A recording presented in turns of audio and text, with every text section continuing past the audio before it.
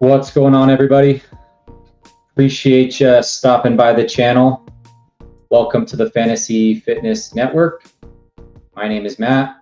I'm going to be your host today. Today, we are going to be drafting puppies. The puppy is about, well, let's take a look. Let's go ahead and see how full the puppy is. It is getting there. 76.7% on the fill rate. So I imagine this will be filling in the next 3 to 5 days. Now that volume is picking up for pretty much all drafters, I think it'll be probably closer to 3 than 5. So not a ton of time. I wanted to hit somewhere between 50 and 75 drafts on this particular tournament. So with that in mind, I'm just going to start slamming them. Mike Rob, welcome. Appreciate you stopping by the channel as always. I'm going to go ahead and jump into this first puppy. Again, I'm at 44, and I wanted to get somewhere between 50 and 75 in terms of volume on this particular one. Advancement structures 2 out of 12, 1 out of 10, 1 out of 5 with a large 750 seat final. So kind of right there in the same ballpark as BBM. BBM is, I think, 667. Puppy is even bigger than that, 750. So obviously with a large final, it gets increasingly more difficult to finish at the top of a tournament like this. That's why I'm not going to max these types of tournaments. I do want to get enough volume to have a large variety of different builds, but not so much volume that I feel like at a certain point I'm reaching diminishing returns. Of course, you think with every additional build you have, it's going to increase your odds, and that is true, but not to the extent that you probably think it is. So once you get a large variety of different builds, you've kind of covered all your bases. That's kind of where I'm like, all right, I'm good. We're going to stop on this. We'll focus on other tournaments. But for now, let's go ahead and jump into it. I want to hit at least 50, and I don't want to go over 75. So should be able to hit my 50 today or tomorrow at the latest. And then anything after that is it's a cherry on top, so to speak. So we are in, we're ready to go. We're drafting this one out of the 9-hole. So that's going to be the Taylor, Amon-Ra St. Brown, CD Lamb range. I like all three of those guys quite a bit. St. Brown, I feel a little bit more confident in just because the offense doesn't have as many questions. You don't have a quarterback who's coming back from an Achilles tear. CD is, also pretty safe, but George Pickens did, have a really good late push last year, and it'll be interesting to kind of see what that target share split's going to look like going into this new year. I like both Lamb and Pickens. I think you could argue that Lamb might be slightly overvalued or that Pickens might be slightly undervalued, however you kind of want to look at it. But either way, I think they're both fine clicks because you have a high pass volume offense in Dallas with a very accurate quarter in Dak. And so with that combination of large pass volume, good accurate quarterback, I think you're safe. It's also highly concentrated between those two guys. Of course, Ferguson's going to, he's going to chip in. Jaden Blue might be chipping in a little bit. Javante's going to be chipping in, but it's going to be highly concentrated between Lamb and Pickens. So give me both of those guys at cost all day, every day, twice on Sundays. And today's Sunday, so we'll see what happens. But we're going to try to stream as many days as possible between now and the beginning of the year. There are 24 days, 3 hours and 31 minutes before NFL kickoff, and we are going to make the most of it here on the Fantasy Fitness Network. I promise you that. The hope is to get into, get one team into all the puppies, get a team into the BBM finals, maybe, some of the smaller tournaments. If we could, get into a couple of those, that would be awesome too. But definitely want to, get some good finals teams and hopefully take down a tournament. Now, here Lamb goes over St. Brown, so this guy makes it super easy for me. And I'm going to just go ahead and make this St. Brown click. There's really nothing to it. St. Brown at 9. Right now, this, draft is drafting itself. I'm not passing on St. Brown at 9 ever, probably. I don't know that I have, and I don't know that I will.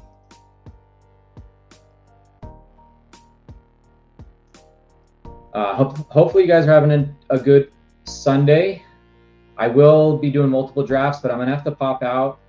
I'm also smoking some chicken thighs on my smoker, so I've got to keep an eye on those. This one, they're going to give us the Saquon Brown start. St. Brown start, excuse me. You don't get this one all that often. So I'm going to take advantage of this. This is definitely a less common combination. It does happen, obviously, but I would say the frequency in which you're going to get this pairing is relatively low compared to all the other pairings in this range. And so I want to take advantage of this for uniqueness purposes. I'm also, I'm fine with Barkley this year. I know people have been kind of down on him a little bit, but I don't really understand the argument. He is an explosive player. Let's see how old he is. Remind me, I think he's 28. Let's go to Fantasy Fitness, actually. We'll look up Barkley. I was 29, so I mean, he's still relatively, I don't say he's relatively young. He's over the, the hill, I guess, in terms of running backs, but the way he takes care of himself, he's kind of in that like Derrick Henry class for me in terms of just how well he takes care of himself and how hard he trains. If you look at his athletic profile, he runs this was obviously combine numbers, and he's probably lost a step, but he was a 4.40 size adjusted speed score, a perfect 10 explosiveness, a perfect 10, and agility 7.5. So I mean, elite athlete, 6 foot 233. Like, there's just not many guys in the league that have that size speed combination. And so I'm cool with Barkley. There's certainly not a fade on him. And at this price, with this combination, sign me up. We're trying to win $100,000 here, folks.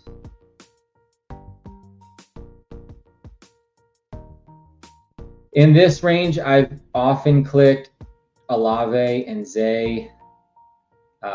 I would be fine with Trey if he comes back here. I notice he's been slipping a little bit into this range, and I'm good with it. He does go.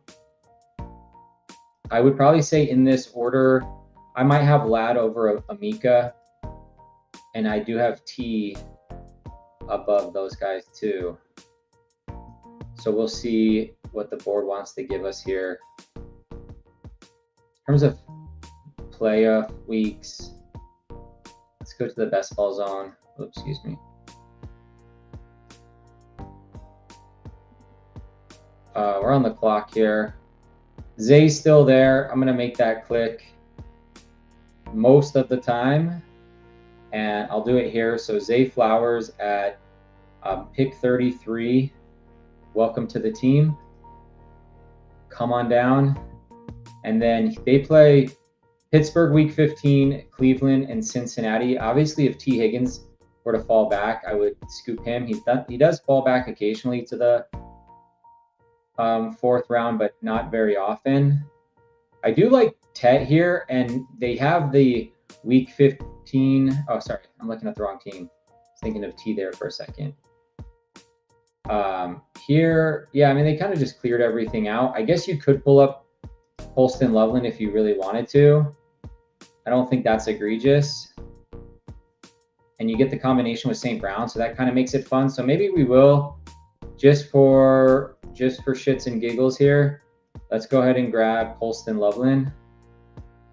And we'll create the 1v1 combo here with St. Brown. I don't think Tet is like markedly better than Colston Loveland. I mean, he's a good bet, and I clicked the crap out of him. But Colston Loveland to get the pairing with St. Brown, and then, you know, with Barkley here. So I just like how this team is coming together.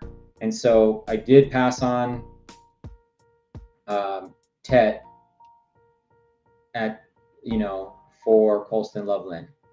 And I think that, you know, the opportunity cost of Tet for Loveland doesn't feel really, it doesn't feel crazy to me at all. Now, back in this range, if Lamar comes back to us, I mean, we have basically Saquon acting as a hero on this build if we were to go with Lamar, and we'd be stacking him up with Zay. So that's pretty sweet. And then you could, you know, if Caleb falls back to, you know, and it doesn't happen often, but if Caleb falls back to 81, well, then you stack up Loveland with Williams and you're done at quarterback. And if he doesn't fall back, well, then you're here at 112 and you're, you know, you can tack on Jared Goff. You've got Lamar and Goff as your two. You can probably stop at that. So I'm okay grabbing Lamar here if he's here. And if he isn't here, then I'd be, you know, I'd be open to kind of anything at that point. But kind of just thinking through how I want to structure this build. I'm not pulling Caleb up to 64. He's not worth a 64 pick to me. But if he comes back to 81 and you get him on a 7, 6, 7, you know, pick slide, then I'm tacking him on here with Loveland pretty easily. Lamar here, though, does make a ton of sense to stack up with Zay. Not only is that kind of on the edge of his range, but you're getting the stack on what should be a pretty good offense. Flowers will be volatile, and he needs to get his touchdown numbers up, but I anticipate that he will do that this year. This guy does take Lamar, and that's totally fine. We'll grab Terry here because that just opens up the Daniels pick and gives us another out. So we'll do that. We'll get a slide here on 10 pick slide here on Terry McLaurin, and that makes for a very easy probably stack at 64 here. And then we're in a decent range for running backs in 80, 88, and kind of in that range. So this is turning into like a true hero build if we decide to tack on Daniels here. Now, if Daniels goes, we could, you know, and we could get one of these running backs. Like I do like Price and Judkins. I'm just thinking through how I want to. I mean, Price goes Travion. At that point, I am Jaden Daniels, and we get the stack with Terry because we got an exceptionally good price here on Terry. And this fall generally that I'm seeing when this happens is stemming from the Diggs signing. This to me though, like late fifth round Terry to me is just a little bit too much of an overreaction by the market, which is what you're going to get. And this is when I like to take advantage of pricing. What's the word I'm looking for? Pricing irregularities, maybe. I don't know if that's the best word, but I feel like this is an overreaction to the Diggs signing. Terry should get plenty of volume. They only really have Diggs and Terry. I don't count Chig as somebody who's going to really have like a high target share. He's kind of more in that like 10 to 15 target share range. Diggs, even if he gets a 20% target share, isn't going to take away from a 20% plus target share from McLaurin. So this is a very nice price. Now we do pull up Daniels a little bit to make this happen, but once Price went, Judkins doesn't fall back to us. Henderson as a 2 on a build like this, I'd rather just wait. Like, what's the difference between Henderson and Jonathan Brooks, Harvey, those types? And we're going to get them around later. And I think we get more out of this stack, and it takes the pressure off at quarterback by getting Daniels there at 64. Yes, it is a pull up, but this was also a slide. So now we have the 1v1 here with Loveland and Brown. Zay, who we almost got stacked up with Lamar, but he got picked one pick before. So it's a true hero build here. We're in the Jonathan Brooks, Tony Pollard price range, and if those guys go, then we'll take a wide receiver and grab a running back on the way back. That's how I'm going to view this. I don't want to come out of this next turn without a running back, because then at that point we'd be looking at more of an extreme hero build, and we'd be grabbing our second at 105. I'm not generally doing like the extreme heroes, although I'd be okay with it. I do them on occasion. I tend to like these types of heroes where you're coming back like 80, 81, 88. We'll see what happens if running backs don't go off between these next two picks. Then we'll get at least Pollard or Brooks at that point.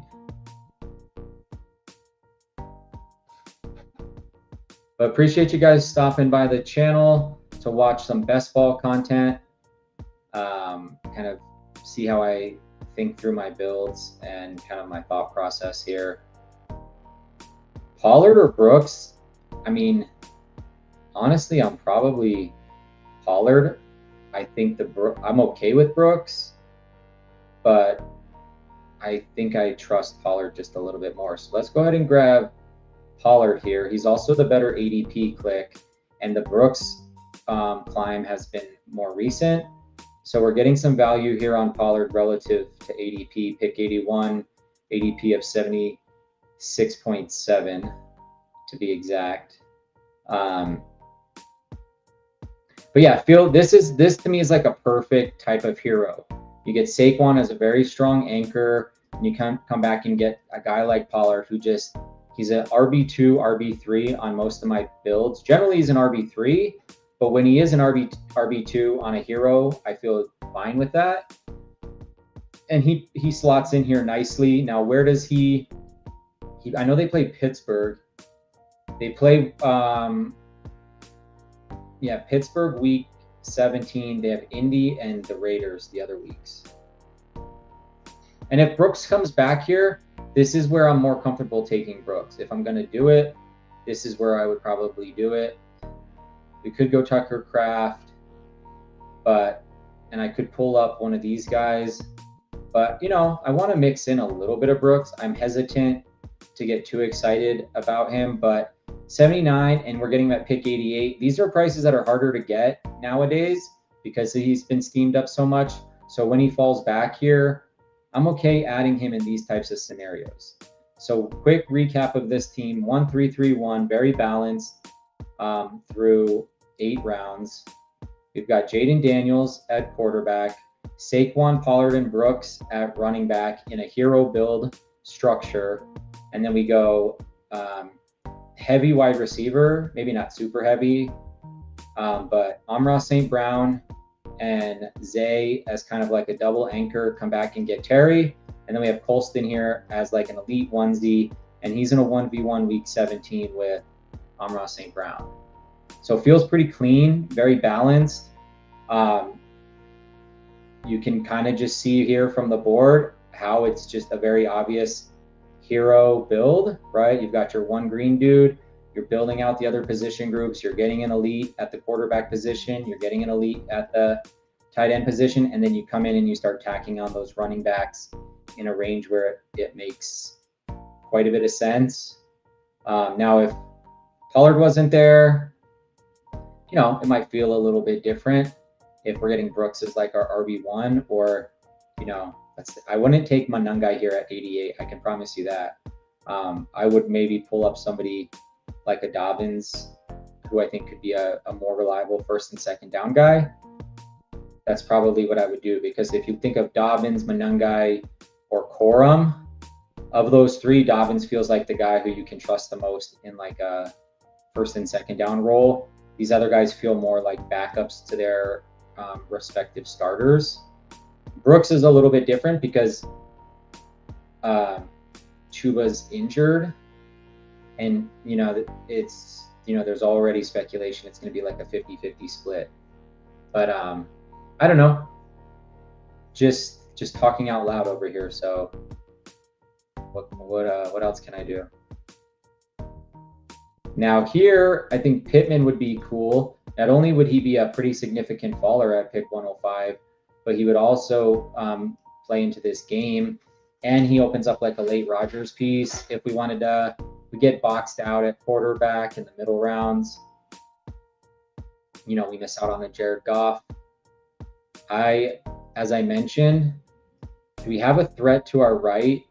Where did our boy Laporta go? I'm trying to find him on the board. I'm having trouble. Or what color are we looking for? Looking for blue. Yeah, Laporta's over here. So we really have no threats to our right. And most rational drafters, these guys have badges, aren't going to take an unstacked Jared Goff. Now, he went before because JMO. So if he would have made it back, this guy probably realized that I was going to take him and push him around the corner. So he goes and Pittman goes. Okay. So now we've got to kind of adjust into something new here. I don't mind taking Purdy here. I think we take him because he's a faller. And we can get, we can possibly get Debo or Stribling, or we take Kittle. So there's going to be ways to backstack him, and we're getting a good price on him. This is how I would play it. We also get Saquon for that Week 17 matchup. So we're getting into the San Francisco Philly game. We're getting a value on Brock Purdy. A build like this, I'm ready to stop at 2, and then I can really kind of blow out those other position groups. These guys are 3, 3, and 4, so we might get back like a JCM or a Kenny Gainwell. I like both those guys. We could even get a Rachaad White and stack him up. I think the 2 Washington players make the most sense here on this type of build. And it looks like we're going to have our choice of which one we want. Now, I have a lot more White in my portfolio because I was taking him a lot early. But here we're getting a nice price on JCM, and he might be the starter. He's younger, a little less proven, but he had a good rookie year. So we'll go JCM. And then on the way back, or we're not on the way back yet, picking in the 11th and 12th round, I'd be looking to try to tack on a Debo or a Stribling. Now, both those guys might go here in the 11th, and if that's the case, then, you know, worst case scenario, Purdy turns into an unstacked 1v1 with Saquon Week 17, and that's not horrible because he does have rushing upside.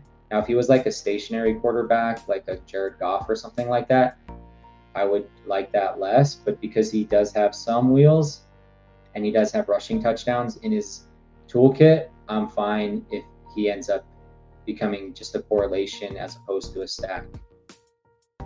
I want either of these 2 guys, though, and then I'd feel pretty good about this. Now, if they both go, then I might look to tack on like Chris Rodriguez, because 1, I like him, and that's an ambiguous backfield. in Jacksonville. I don't think it's super clear what the split's going to be. So I think Rodriguez is being priced pretty well because the split is pretty ambiguous there in Jacksonville. It's also a bring back in my Washington double stack here.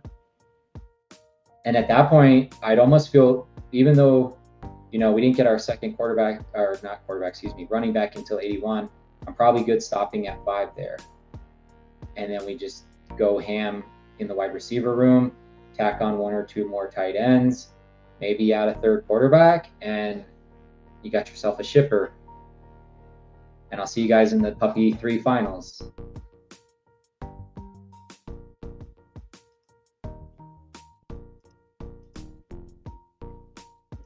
But yeah, the goal here undoubtedly is to get one of these 2 San Francisco pieces. If they both go, I'm just looking here. What do they got? 49ers. Yeah, I mean, at that point, your only really other options are, a late Christian Kirk. That would be like a low ownership kind of dart throw prayer. Or you save a spot for like a Kalen Black or a Jordan James. But at that point, I'm just like, all right, it's a correlation to these guys have 5 and 5 and 5. So there's a chance we get 1 here. This guy doesn't have a tight end, so maybe he wants Kincaid. Okay, we're gonna get at least 1. Sweet. So this won't be. Oh no, wait. Shriveling went. Damn it! Don't take my Debo, dog. Sweet. Okay. He didn't take him. So we're gonna go ahead and lock him up. I want the stack more than I care to get Kincaid. I do like Kincaid a lot, but we could come back and get Goddard here. Oh no, we can't because that's double week 10 bye. I mean, we could, but it's not ideal.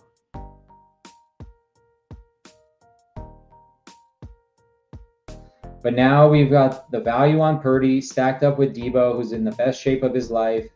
He's ready to prove the world wrong. And we got to bring back here with Saquon in a game that I'm, relatively excited about. I'm not targeting it at like crazy volume, but happy to get it. I mean, I'd be cool with like a slide here on Aaron Jones. 136, 10 pick slide. I don't see why not. Yeah, let's grab Aaron Jones. Getting 10 picks of value on him. Good hero build, 5 for Jones. So let's recap the team. It's a 2-5-4-1. We have Jaden Daniels and Brock Purdy, Saquon, Pollard, Brooks, JCM, and Aaron Jones. Value. We have St. Brown, Zay, Terry for the stack with Daniel Jones, as is JCM, part of that. So double stack. And then Debo, they have Colston Loveland. And in terms of correlation, we have Daniels to JCM to Terry with the just the team stack right now. No Jacksonville pieces. Sorry about that. We have Purdy to Debo with the Saquon bring back. And then we have a 1v1 here with Colston Loveland and Amon-Ra St. Brown week 17. And started off with kind of a double anchor, not quite double anchor because it's not rounds 1 and 2, but close enough.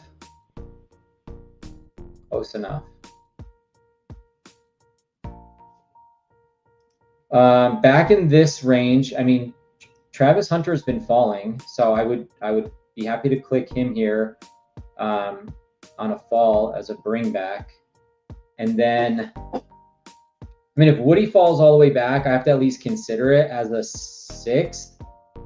I probably won't make the click and he probably won't come back, but I have to at least consider it.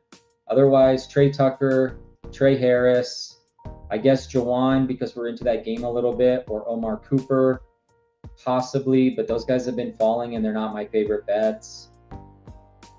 We probably maybe use this opportunity to tack on tight end, Brenton Strange, Juwan Johnson, Hunter Henry. Strange, obviously, for the correlation.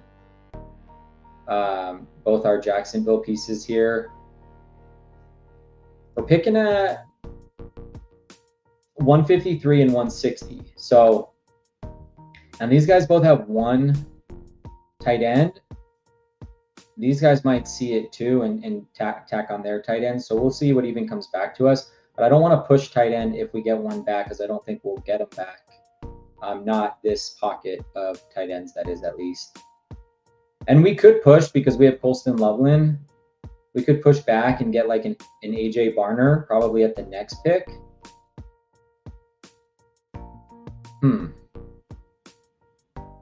I think we need...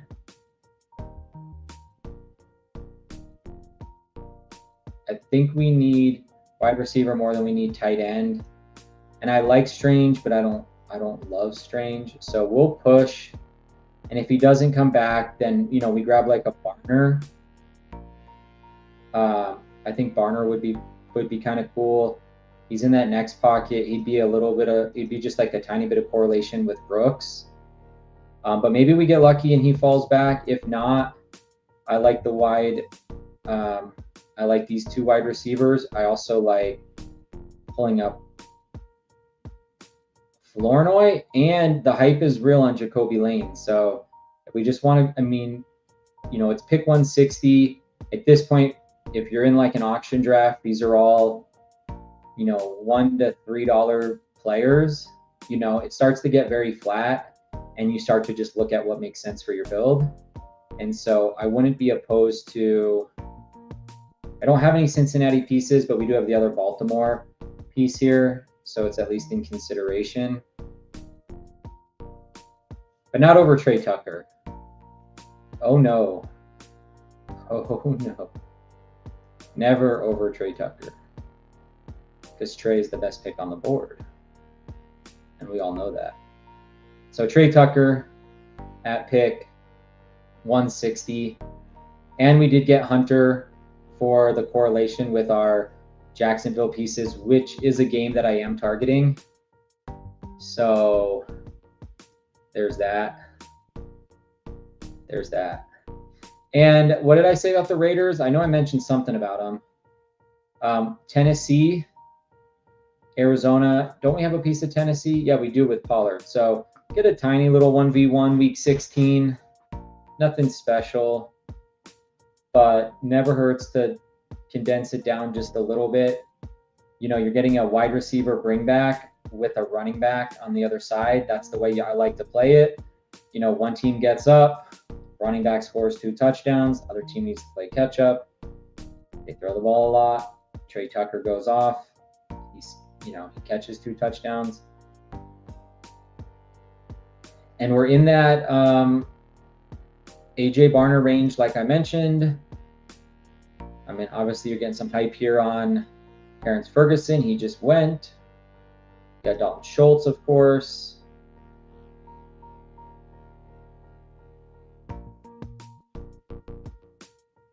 So, yeah, lots of options. We could add a 6th. We could definitely add a 6th running back if we wanted. I don't think we have to. But I do like Dylan Sampson a ton. He's one of my other favorite players at cost.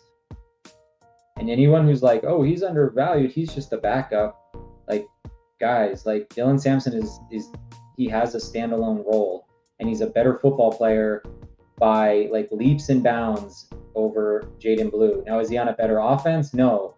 But from a talent perspective, go look at the draft capital. Go watch some highlights from college. Go watch some highlights from the NFL. Like, these dudes are not even in the same stratosphere. Luckily, this guy understands that. Good for him. But, like, I've heard this, like, notion that, like, he's just, like, a pure backup to Quinshon Judkins, and it's garbage. That's a garbage take.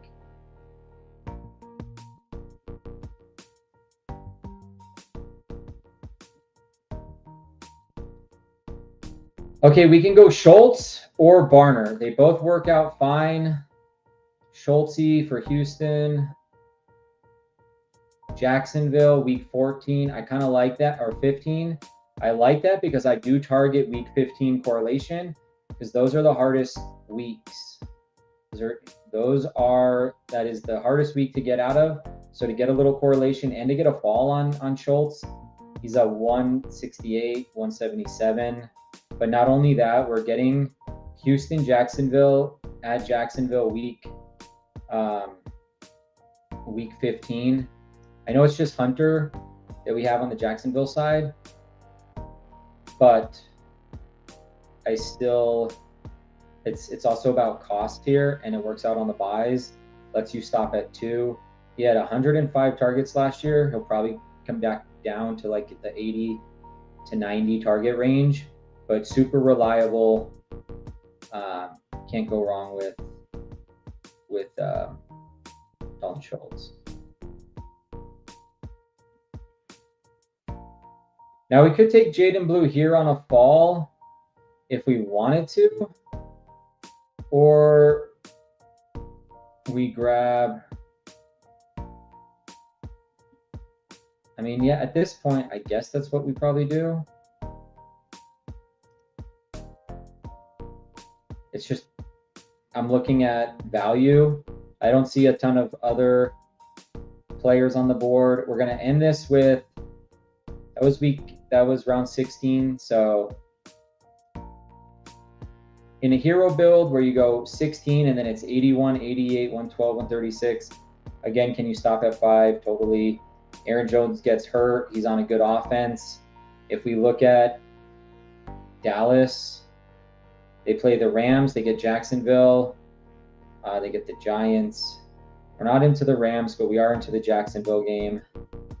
And then we could come down here and get like a Malachi Fields, because he's been getting some buzz and he might be the RB, the wide receiver 2. He might earn that role by the end of training camp. But I think we just end this with two wide receivers. I'm fine stopping at 2 tight ends when you get Colston, Loveland as your your top dog here, and then you tack on like a more of a floor guy that's just going to keep the points coming in steady with like Dalton Schultz. This is like a perfect 2 tight end pairing for me. Damn near perfect. Like these are the 2 tight end pairings that I love. When you get like an elite, and then you get like a reliable sort of floor guy on a fairly decent playoff caliber offense, where he's had 85 plus targets for like 3 or 4 plus years in a row. So we're just going to end this with 2 wide receivers, and then I think we're sitting pretty high on the hog. Malachi Fields. We get some rookie upside here. Ted Hurst. We could consolidate, get some Calvin Ridley. Don't click as much of him, but I do think he's got a pretty locked in role. So looking at these other options here. Torrey Horton, he's more of a dart throw, but he could be decent.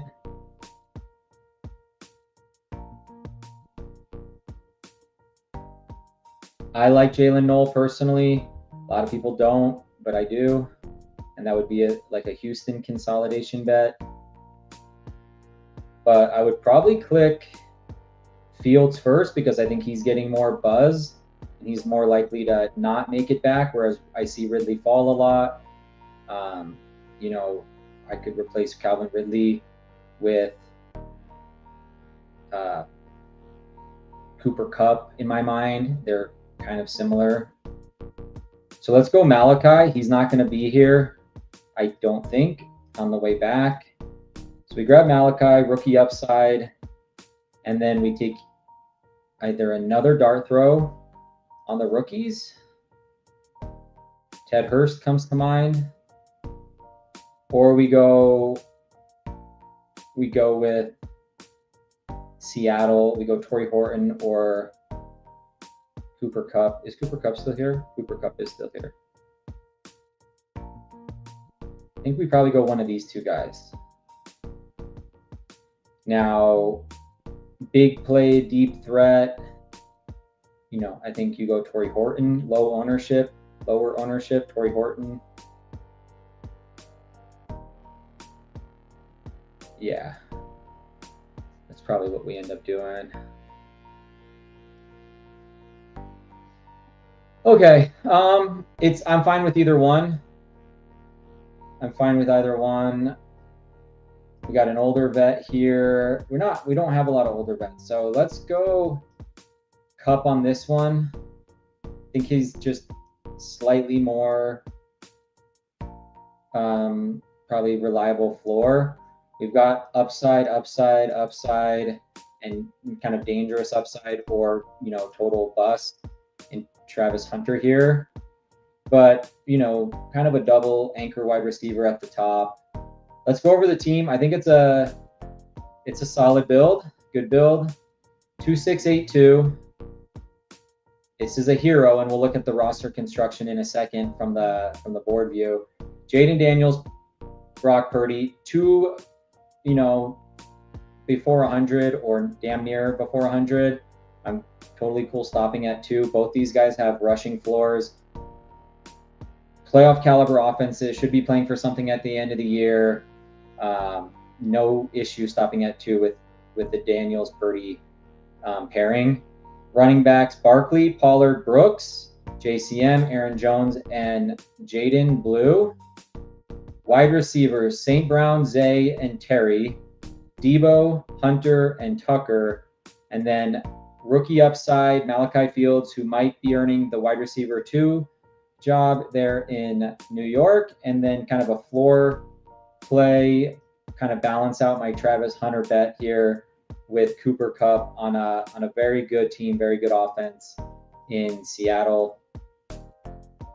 Colston Loveland as an elite onesie paired up with probably just a more reliable ceiling type of guy in Dalton Schultz, but should provide a decent floor, help us get into the playoffs and advance. And so stacks and correlation, Daniels to JCM to Terry McLaurin with the Travis Hunter bring back week 17. We have Brock Purdy to Debo with the Saquon Barkley bring back week 17. And then we have Malachi Fields and Jaden Blue in a 1v1 Dallas versus Giants week 17. And we have Colston Loveland and Amon-Ra St. Brown 1v1 week 17. And then Zay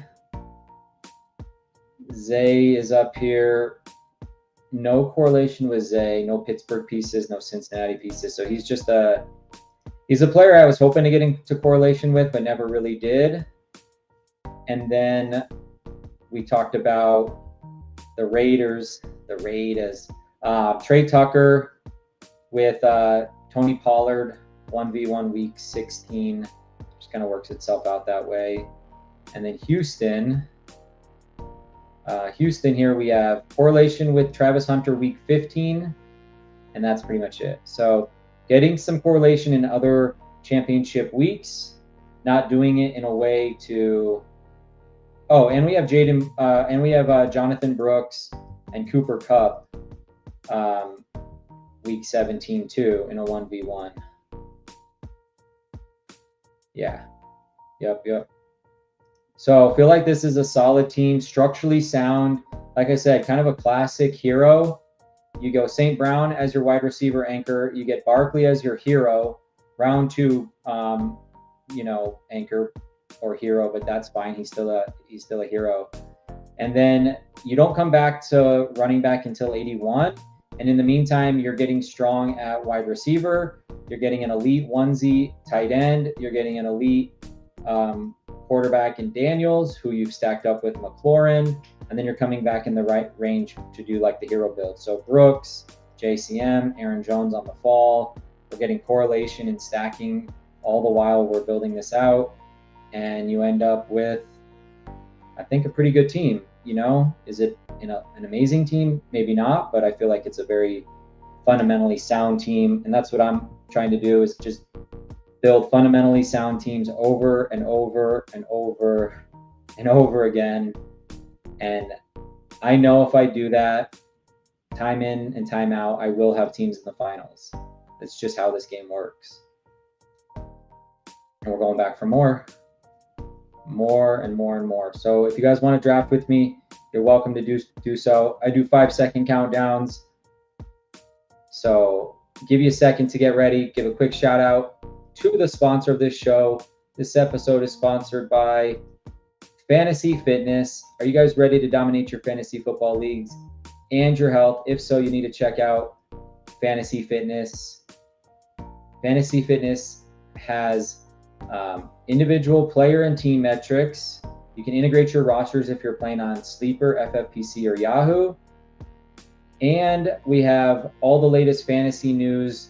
We have a news center here where we're pulling in from 5 different news sources: Yahoo Sports, ESPN, CBS Sports, NBC Sports, and the fantasy footballers, I believe, can filter by general news, rankings, dynasty news, best ball, or DFS. We have player rankings, individual player profiles, and team profiles. And then as for your personal health, you get to create individual fitness profiles, track your diet and exercise habits, send challenges to your friends and family. You can do self-challenges, send those challenges out to friends and family, or household challenges. I send my wife and my mom challenges throughout the week, physical challenges to stay healthy, get off the couch, go touch some grass.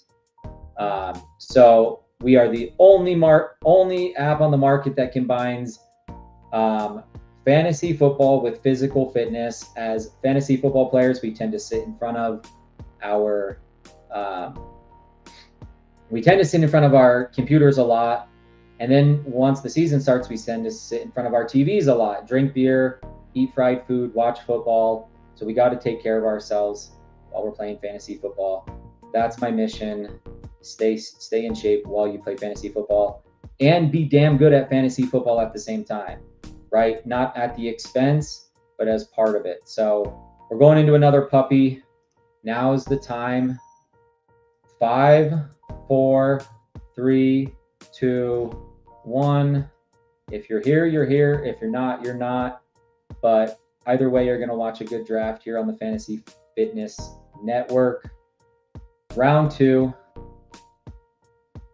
Let's get it. 1, 2, 3, 4, 5, 6 no badges, 2 bronze badges, and a couple black and red badges. So nice mix.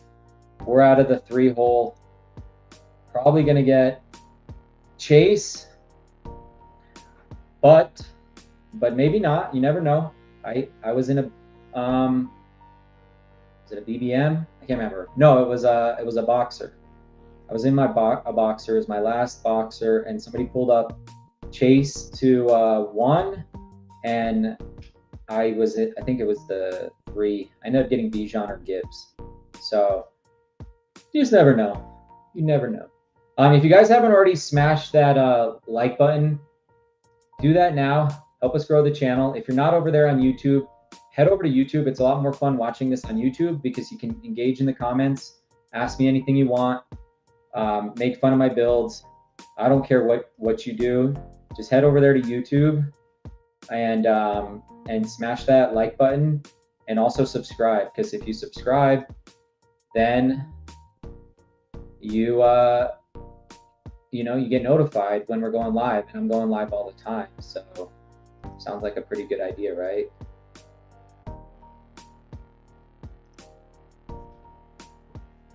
All right, so yesterday's stream was like a little bit more like melancholy. I didn't really have the juice yesterday, but I got some rest. I've been pretty active today, moving around, got stuff done. I am gonna have to jump out of here after I do 22 and 27 just to check on my smoker, because like I told you guys, I'm smoking some chicken thighs, doing some meal prep for the week, trying to eat healthier, trying to stay in good shape. And as part of that, I'm doing a little bit more like meal prep. Today I'm smoking some I'm smoking some chicken thighs on the smoker. I got to run out at after 27, just do a quick check on those, and then I'll be right back. So don't worry, not going anywhere, but just giving you a heads up. But yeah, that's what this is. That's what we're doing here on the Fantasy Fitness Network. Trying to get to 50 subscribers before the start of the NFL season, which is like 3 weeks away, and I'm at 41. Trying to get to 50. I'm not great about like self-promotion stuff here. I always forget to tell people to like help me out or hook me up, but I'm just more worried about building good teams. I think I'm just more of like a best ball bro. I'm not great at like the content promotion and all that kind of stuff. So I guess that's to my it's not great for me if I'm trying to like do the whole promotional marketing stuff, but I don't know. I'm more worried about the content and the end results. So, oh, we got Young Moolah up in here. What's up, Young Moolah? GAB for life. If you guys are not subscribed to this guy's YouTube channel, you need to do that right now. I wasn't following him for a while because I didn't know about him, and then I learned about him through Nice and Blunt, I think it was. Went over to his channel, started watching his streams, and he's a total badass. He's entertaining as hell.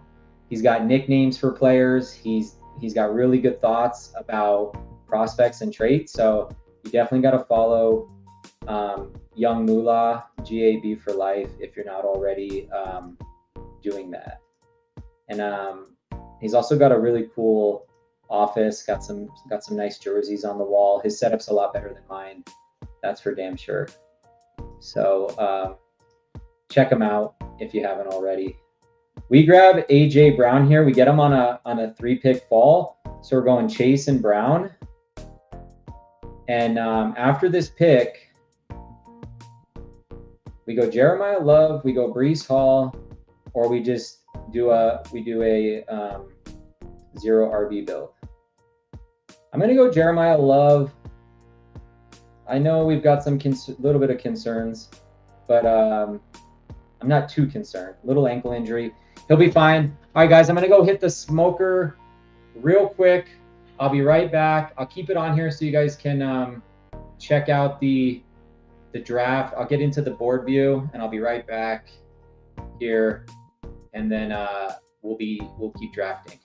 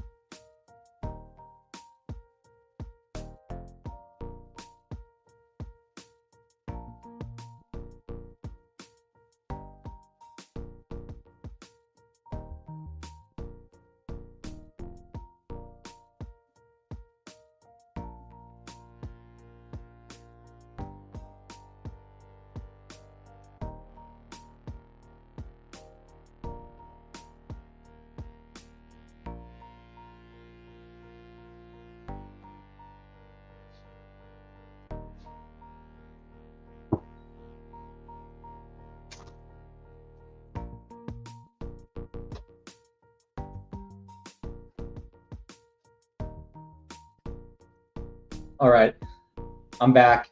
It was quick. Just had to flip the chicken thighs. I'm doing some meal prep, like I said, for the week. I went with a taco blend on these chicken thighs, kind of doing a little bit of like a low and slow, 225. I don't know, a couple hours. They should be pretty fire. So checking in between drafts. But I just flipped them. We should be good for this draft. And then we'll see where we're at the end of this one, and maybe we get in a third. But today's puppy day, because this tournament's filling up fast. We're up to 76.7. but the pace, like the rate is going up much quicker now that the eliminator filled, the boxers filled. You know, there's not a lot of tournaments at the moment. I'm sure they're going to drop some things tomorrow, but this weekend I think people are just slamming puppies, and so I want to get at least 5 more, maybe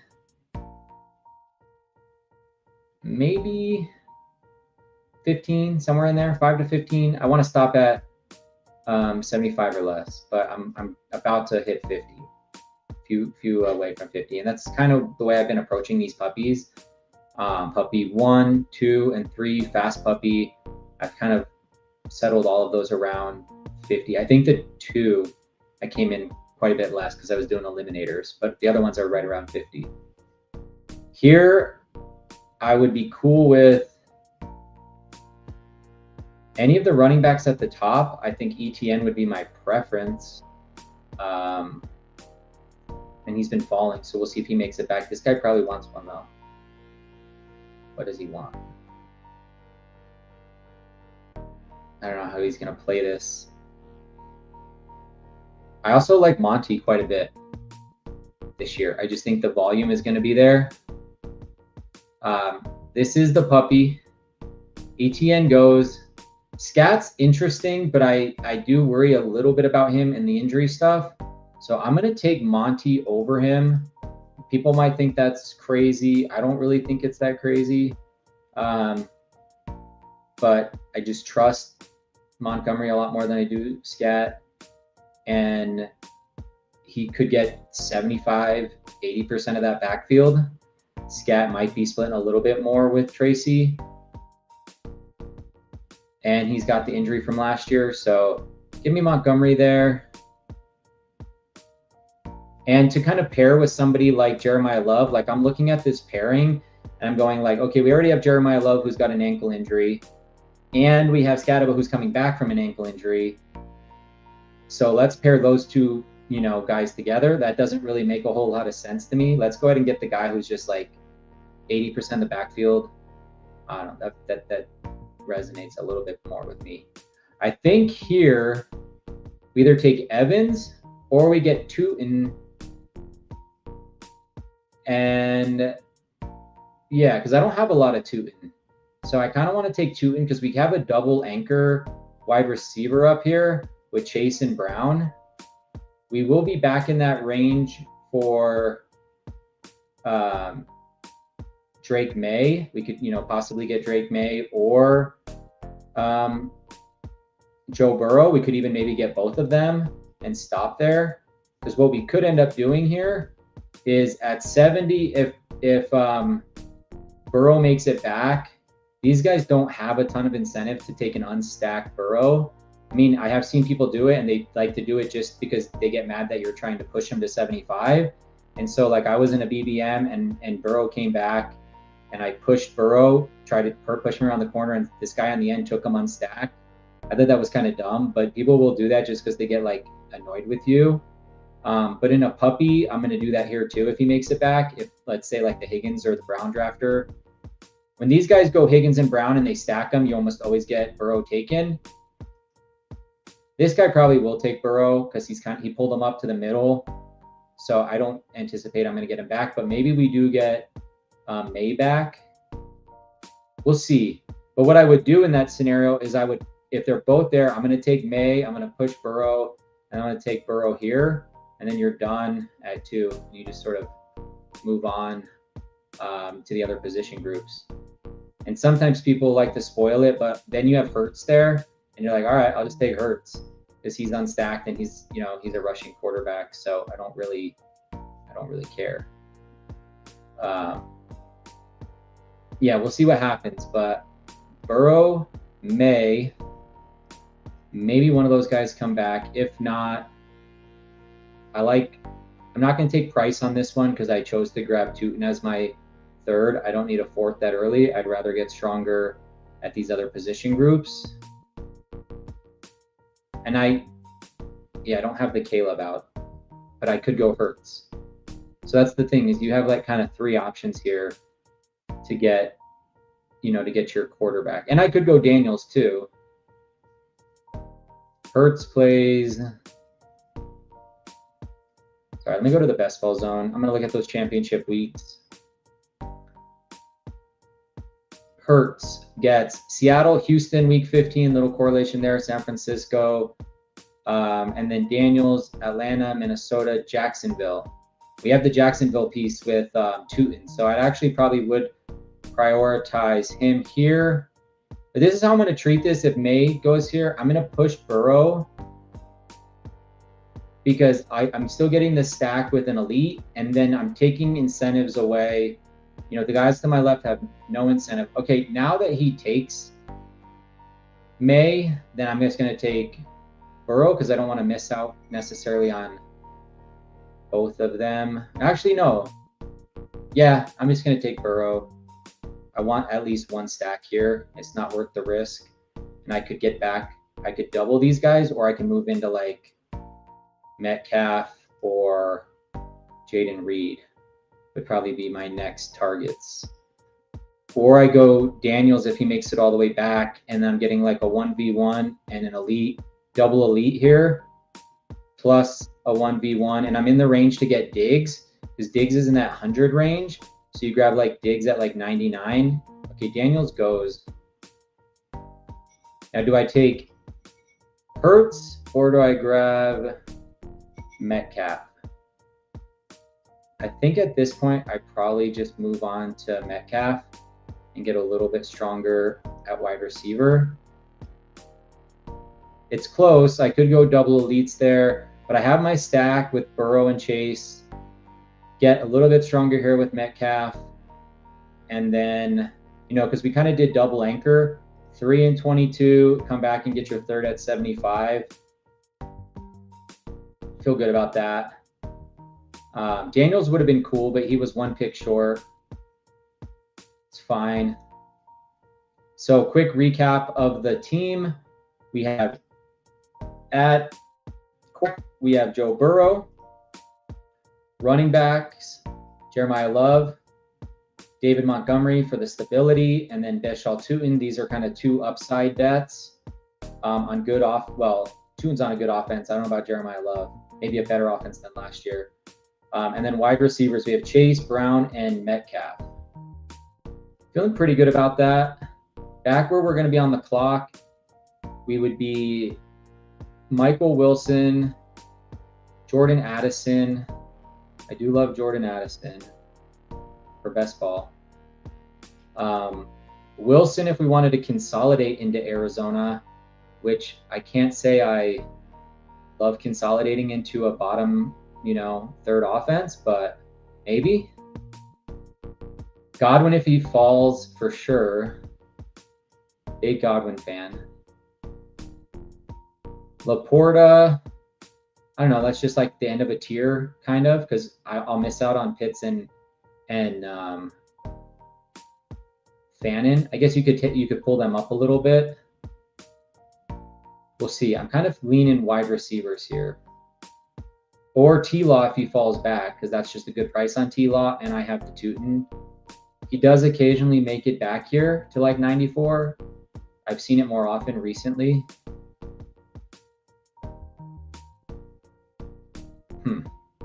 Kind of a tricky spot. It is a little tricky, I have to say. Now, 99 for Diggs in a time box like this, I'm good with that as well. Like if we come out of here, Addison, Diggs, I think we're in really good shape. And I guess we could grab another running back if we really wanted to. We'll see what the board decides to give us.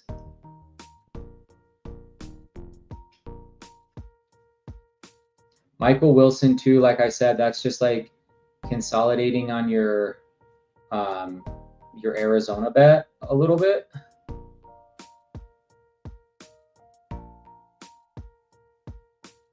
Harvey at 94 though, definitely is a little interesting. Okay, he ends up going. So why don't this guy's got the Daniels, doesn't he? Yeah, that guy's Daniels. So we're going to go Diggs first because we're not giving him that stack. and I want him for my 1v1 with Tootin anyways. So we'll double whammy piss off our opponents here, which is always fun. Because to me, the difference between those guys is pretty marginal. I'm getting a correlated piece. I'm not just doing it to be a jerk. I'm getting it for a reason. And then,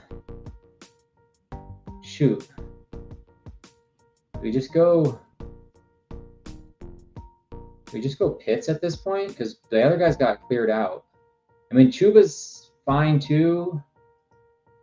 Chuba's fine. I think I like pits more than Chuba on this particular build. Let's go pits.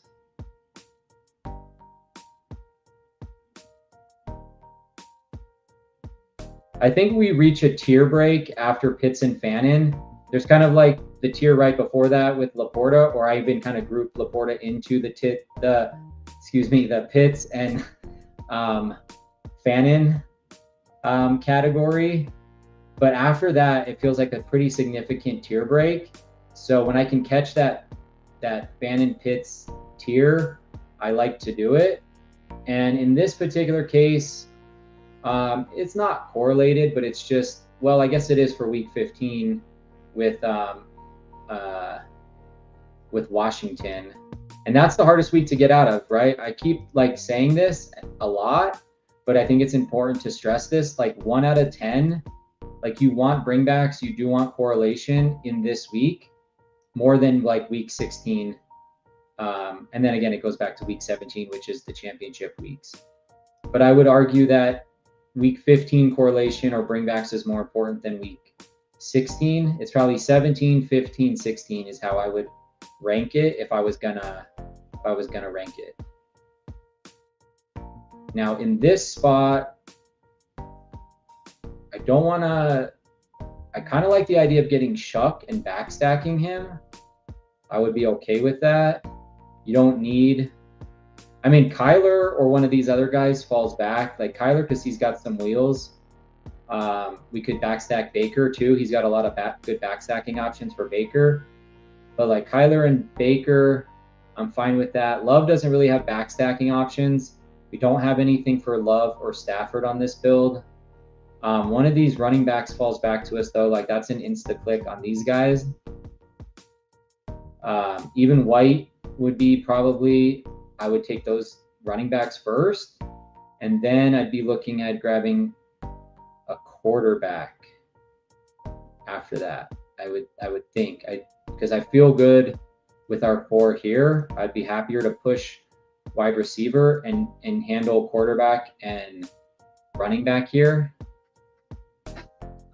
That's my preference. I don't think we're going to get these guys. This guy's got 1, 4, 3, 3, 4. So it's unlikely we're going to get any of these running backs. But if we do, I'm happy to take White.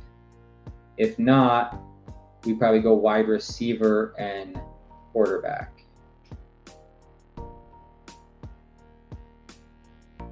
If this guy doesn't take White, then we probably get White. It's a question of whether this guy cares. Who's are his? He's got CMC, Travion, and Pollard. Does he care or does he feel good at that position? About to find out.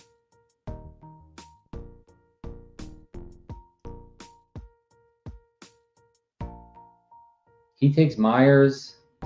We will take White because we ain't getting him back. 2, 3, 3, 2. Like he's not coming back. And he does add to our Jacksonville piece here. Washington, Jacksonville. Rashad White, add value. Pick 118, ADP 114. And now we can choose how we want to backstack another quarterback. I'm leaning into... who am I leaning into here? I like Shuck and Baker. Okay, Shuck goes. He makes the decision for us. Because I think I'm going to take Baker, and then we're going to probably take one more. And I can backstack Baker. GAB for Life asks, are you into CMC this year? I would say yes, but I'm underweight. Like I'm not slamming him. I'm not putting a full fade on him. He's kind of in the 6% range, like if I could end up with 6% of CMC in 4 to 6%, somewhere in there, CMC in BBM, I'll use BBM as kind of like our, it's just like a good one to use to like kind of talk about exposures. I would say 4 to 6% CMC feels appropriate. I don't want to be overweight, but I also don't want to not have any. He did have a lot of carries last year, and there is a good amount of evidence to suggest that when a player gets a ton of carries the year before, I think the numbers, I want to say it's like 350. There's a threshold number where if you kind of hit that threshold the following year, you tend to not do as well. And there's like a pretty good amount of evidence to support that he's not going to do as well this year. He's already like missing practices. So I don't know. I'm not going to click him a ton with my remaining builds. Maybe one more time. I've got about 30 BBMs left or so, and then I'm going to be done. So if I can end up in the 4 to 6 range on him, that's where I want to be. If I end up with like 8% plus, then I probably did something wrong, or he's falling to the back of the first and I'm clicking him, but I don't see that happening. These people are too anchored to him as like an elite. Here, I would be like, if we go Shaheed, if Shaheed falls back to us, and we can go like Shaheed Darnold, that feels pretty good. Because we might be able to get Jalen back on the way. I don't really feel good pulling Jalen up. And if we end up getting like Hurst and Otten on a build like this, I'm totally content with that as like backstacking options. So I don't even really want to pull Jalen up to like 147. I might if there's nothing else there, but he's not my preferred click. And if we miss out on, say, doing the old Shaheed Darnold tap here at the turn, then we can do like, maybe we do like Aaron Rodgers later, something like that. I don't know. Prefer somebody with a little bit more youth.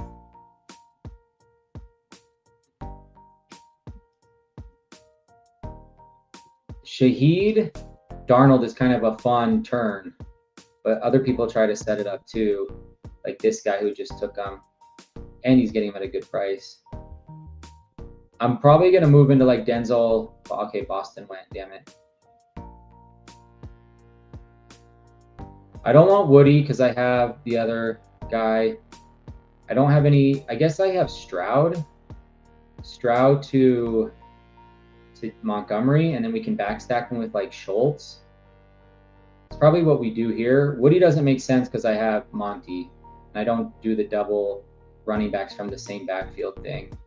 So we'll go Stroud. That gets us our third, all with 3 separate bye weeks. I don't have to worry about getting like Rodgers later. And then here, I mean, it's either Jalen McMillan or I pull up Trey Tucker. Y'all know how much I love Trey Tucker on this channel. Or we take Hunter or Strange. I guess we could get at one of those other guys. I like Jawan Johnson too. We go Jawan. I think I want to run a wide receiver here. Man, I'm going to go Trey. I like Trey. I think he honestly has a chance to be the wide receiver 1 on that team. I know people are going to hear me say that and they're going to think I'm totally crazy. But like, look at this dude's stats. Like every year, I'll show you over here, he gets better and better.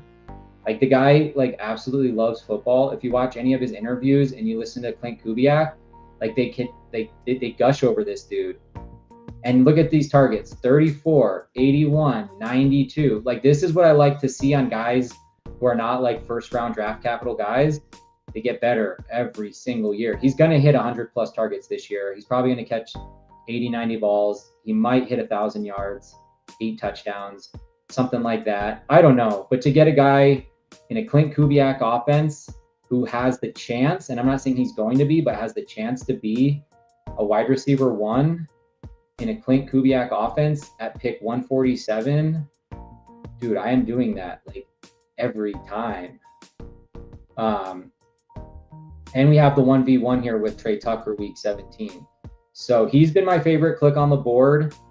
Pre-draft, post-draft, it's coach speak. It's getting better every year. It's a chance to be a wide receiver 1 in a Clint Kubiak offense. Like, the stars are aligning for Trey Tucker, and he's going to smash. He's going to smash. Now, if these tight ends come back, maybe you take them over Schultz, but Schultz gives us the stack, and I like that. If we could come out of this next turn like wide receiver, tight end, I think that's a really solid turn. Jacoby Lane's been getting all the buzz. He got his first touchdown yesterday. He's been, all the hype in Ravens camp. He doesn't necessarily fit this build. I think Pat Bryant might actually fit it slightly better if we care about correlation. I don't over correlate, but I also just generally like Pat Bryant. We'll see what happens with these tight ends. Jawan, I'm definitely clicking. I probably like Jawan more than Chig, to be totally honest. Jawan last year, 102 targets, 77 catches, 889 yards for a tight end. Didn't get the touchdowns we wanted, but lots of receptions, lots of yardage. Just came up a little short in the touchdown category. We do have Jacoby Lane 1v1 with Jamar Chase, and he would offer us a rookie upside swing. So, and he gets pulled up here to 158. So there you go. The hype is real. Jacoby Lane, this guy has Lamar. Can't blame him for that. With Chase Brown bring back. It's possible. Well, this guy's got 1 and 2. So I'm guessing these tight ends are going to clear out and we'll ultimately end up clicking Schultz. But if they don't, then Schultz is going to be the click. And then we'll probably go like, did Pat Bryant go? Okay, wow. Pat Bryant with 59. Okay, we're going to have to make some adjustments here at who we want. That guy passed. This guy went Gadsden.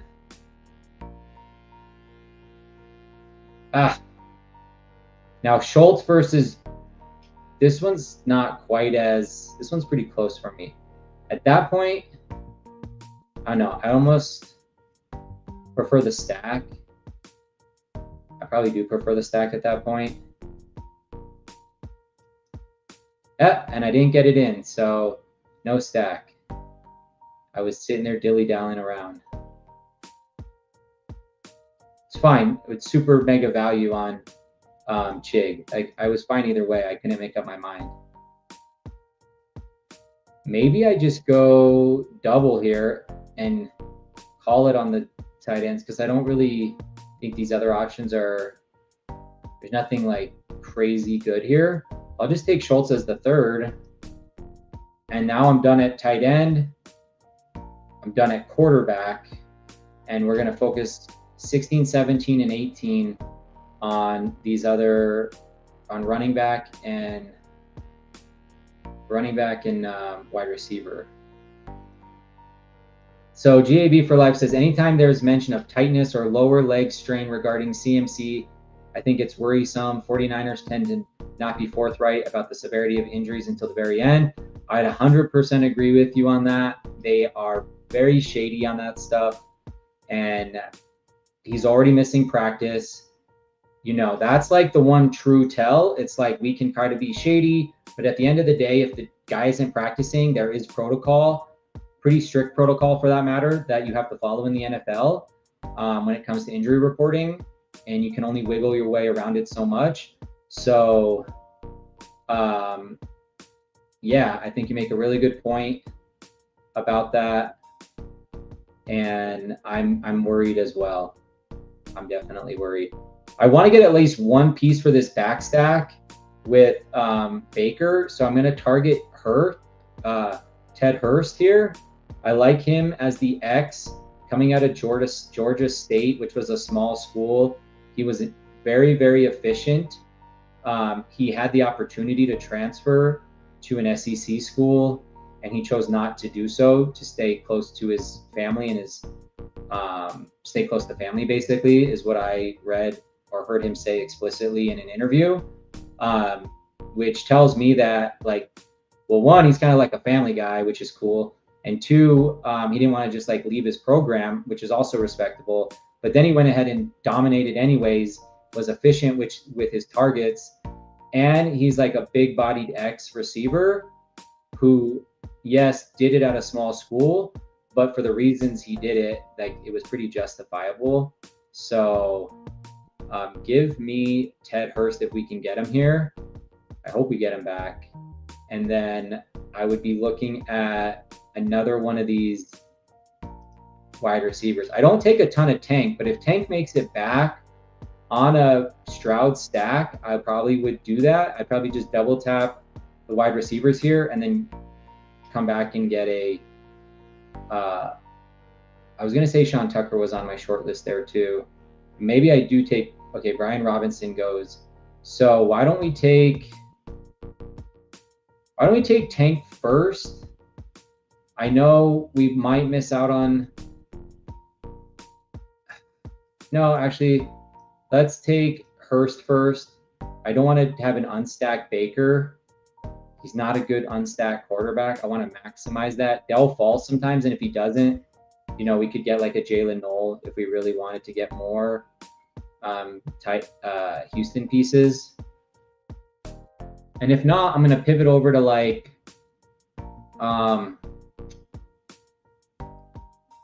Calvin Ridley or Jeremy Bernard or something like that.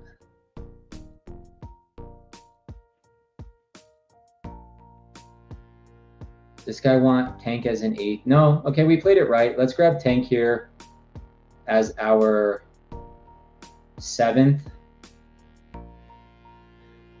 Now, between adding a 8th wide receiver, which I don't think we need to do because we went double anchor at the top. I feel okay stopping here. Feels a little light when you look at it. I guess not. Chase, Brown, Metcalf, Diggs. I mean, those are 4 like legitimate wide receivers. And then you're tacking on Tucker, who I also think is going to be a wide receiver 1 or 2. Hurst for the upside and the single stack with Baker. And then you get Tank at a fall here. 15 pick fall actually on Tank Dell. I didn't even realize he was going at 180 because I don't take him a lot. But 15 pick fall. We probably do stop at those 7, and then we tack on a running back here. I'm just going to focus my attention on this running back room and see what might make sense here. Justice Hill, I think he's got a chance to get, I mean, they cleared out Keaton Mitchell. They have the big dog, obviously, in Henry, but he can't be on the field all the time. So Justice Hill is definitely viable on like third downs. Not a ton of work here, but there's no Keaton Mitchell anymore. I like Emmett Johnson a lot, actually. I liked him coming out from Nebraska. He had a good game yesterday. I don't know if you guys saw the highlights. That dude has like a little jiggle. Braylon is probably my other guy. I'm hoping to get either Braylon Allen or Emmett Johnson here. And I guess the third place would probably be, I mean, Nicholas Singleton is a good rusher, but that dude got blown up in pass coverage. So I don't know how he's going to get on the field. He does offer a 1v1 with our Metcalf piece, but that dude needs to learn how to pass protect, as do most rookies, to be completely fair. Emmett Johnson could earn the RB2 role behind Kenneth Walker, who's never shown an ability to consolidate a backfield outside of 3 games last year in the playoffs. So no correlation whatsoever here, but if Emmett Johnson makes it back, I think he's my piece. He's also attached to Patrick Mahomes on a very, very good offense. This guy takes Justice Hill. Is he the No, he just takes him. Okay. I thought that might be the Lamar guy. He doesn't. 5, 5, and 5. So we'll see if these guys want to add a 6. Do any of these guys have Mahomes? No Mahomes, guys. All right, we're hoping for Emmett Johnson here. And if not, we're going to get Braylon Allen. So either way, we're going to get 2 guys I like.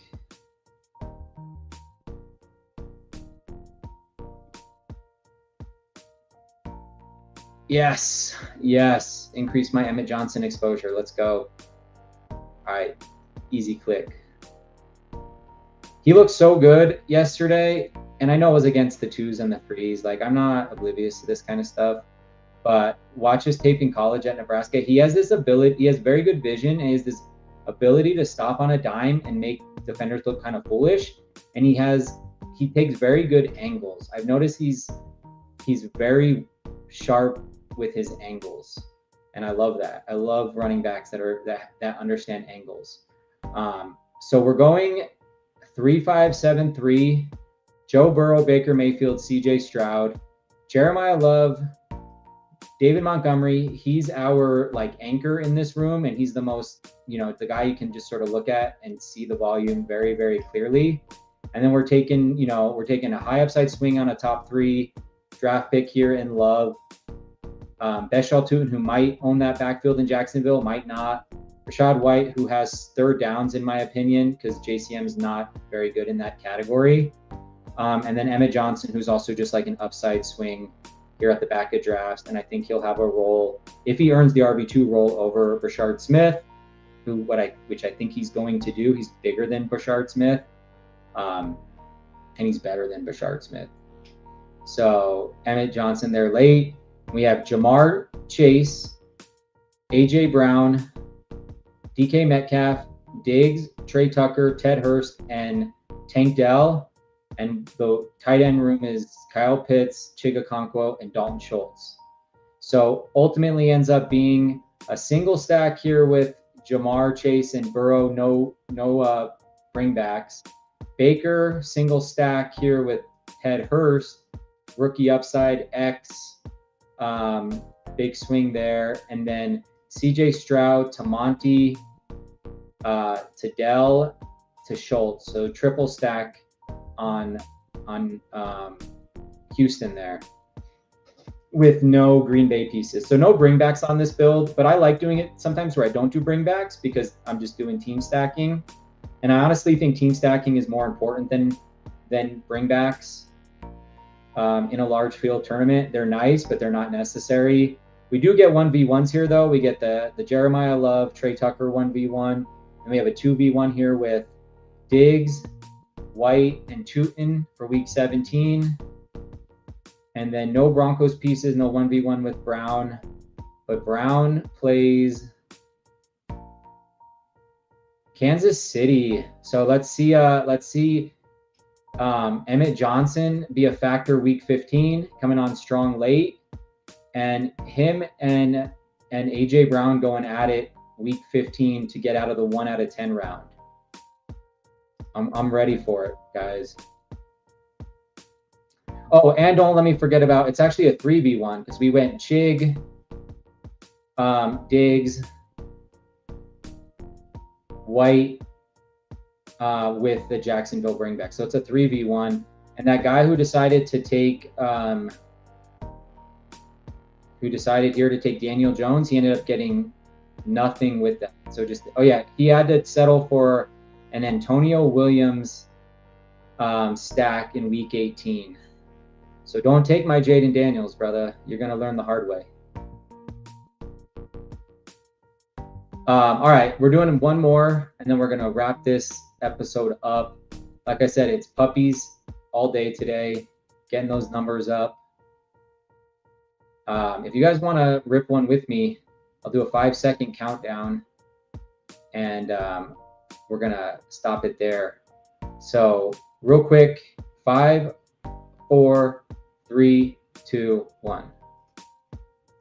And I'm going to go check on the ribs, or not the ribs, the thighs, and then we're going to, about 30 more minutes here, and then we're going to wrap this up, and I keep double tapping my mouse. I'll be right back.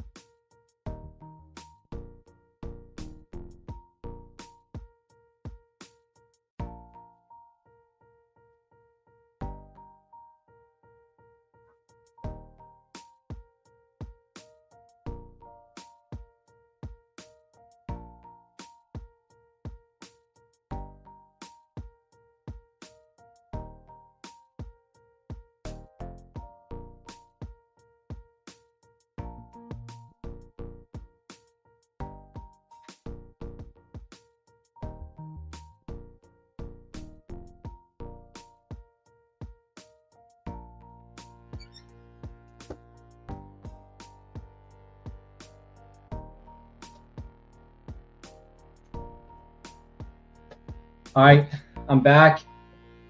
The chicken thighs on the smoker are approaching 165. Thank God this guy took CMC for me. I can just take lamb and not have to worry about this. So yeah, I'll probably have to just pop out like halfway through this draft. I take them off around 165, 175 when I'm smoking chicken. And so we're approaching. Again, a nice nice blackness to them, and just they're looking good, looking damn good. All right, I mean, I was just talking about Walker not being able to consolidate. He's interesting. Saquon, Walker, they're probably, I don't know. I'm just gonna cycle them and let the fantasy gods decide for me. I'm kind of between these two. Come on, make a decision. I'm screwing up the I had it all confused. All right, yeah, so we go Walker on this one. Lamb, Walker. I was just talking up Emmett Johnson, but that doesn't mean I'm fading Kenneth Walker. I just want to be clear about that, and this is probably a good chance to, I guess, say that I like them both. I'm just not taking, I'm not overweight Kenneth Walker. It's not a full fade. I have some CD Lamb and Barkley in this tournament already. I probably have this combo as well, but I'm just mixing that up. I'm fine either way. Appreciate you guys stopping by. Again, if you haven't already smashed that subscribe button, now's a good time to do so. Head out there to YouTube, type in Fantasy Fitness IO, and then smash that subscribe button. You can subscribe to me here on Twitter as well. Follow at FantasyFitIO, and then you'll be notified when we're going live, or you'll see it pop up on your timeline. But I'm trying to grow the YouTube channel. So if you're not already out there on YouTube, head out there to YouTube, Fantasy Fitness IO, smash that subscribe button, hit the like button as well. It helps get the word out through the algorithm, and you know, without having to do like promotional spending and all that fun stuff. Trying to always be thoughtful in how I'm, you know, talking through these builds and how we're building out teams. So hopefully you guys are finding this useful. I'm not just blowing smoke. At least I don't think I am. You guys may feel different. We do have Ron Stewart in this draft. Ron Stewart's, he's a content creator. He's out here.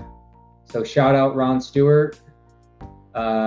Check out, oh wait, Ron Stewart Disciples. Never mind, that's not Ron Stewart. That's Ron Stewart Disciples. So he might just be somebody who watches the channel or something. Nobody else in this room that I can see. Oh, and again, GAB for life. So I mentioned this earlier. If you guys aren't already following him, definitely give GAB for life a follow out there on YouTube. Check out his channel. He's on more of a schedule than I am. He has like a show schedule, but he's crushing it. Give him a sub, help him grow his channel, because really like the content he's putting out, and I want you guys to enjoy it as well. Now, Brees or Trey, I'm taking either of those two guys. I don't care who it is. I'm going to tap whoever's left. Okay, we're taking Brees. Brees on the fall here to 34. ADP of 28. That's an easy click. And we have now a hero wide receiver build brewing. Probably end up being balanced. I guess we could go Javonte and consolidate if he makes it back. We'll see if he does. If not, I'm probably... I don't generally take 2 Jets in the first 4 rounds, but I'm getting value on Brees. Maybe I go Waddle. Huh. Okay, Waddle goes. Well, maybe every portfolio needs 1-2 Jets in the first 4 rounds. I don't really honestly like the other options here, and I do think Garrett Wilson is probably the best click here. It just so happens that Brees fell. Maybe the Jets are better than we anticipate. This is not something I do a lot, to be frank, but in this particular case, because of the fall on Brees and the fall on Wilson, we're going to do it. And we go Kenneth Walker and Brees Hall at running back, CeeDee Lamb and Garrett Wilson at wide receiver. Balance built to start 0-2-2-0 on this one. Yeah, if you're not following not following us on Twitter, hit the follow button out there on Twitter. But do me a favor, go out there to YouTube, find the channel, and hit the subscribe button. That's going to help us grow the channel even faster on YouTube. Looking for 50 subs before the start of the NFL season. And I appreciate all y'all for coming by the channel and taking some time out of your day to watch some best ball content here on the Fantasy Fitness Network. What can I say?